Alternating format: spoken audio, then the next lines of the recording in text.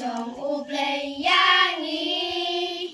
yanong rim ka jinisat kalong ka bakordor hangne hari kasih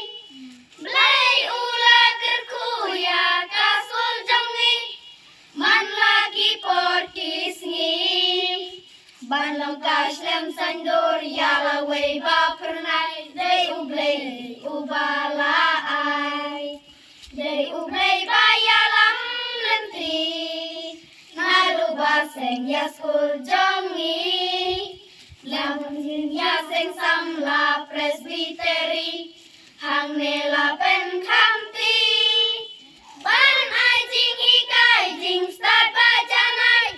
haga pule putih lembaki nong hikai ya jing start baki ayah kaskul banyai syakri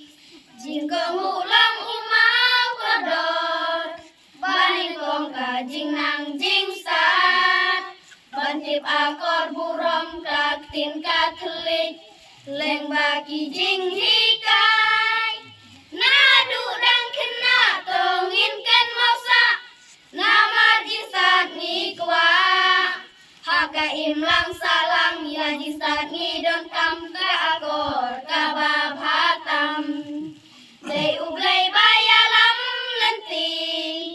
nadu baseng yaskul jongi dabor jing yaseng samla presbiteri hangne lapen kamti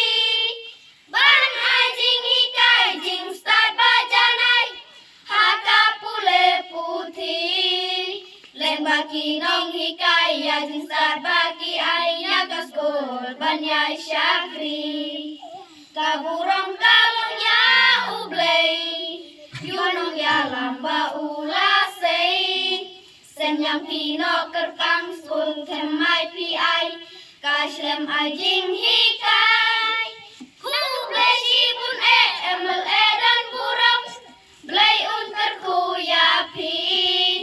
ya kagamba gentang yupay bapi syakri kamtam ya kari kasih de ublay bayalam lenti nadu baseng yaskul jongi dabor jing yaseng samla presbiteri hamne lapen kam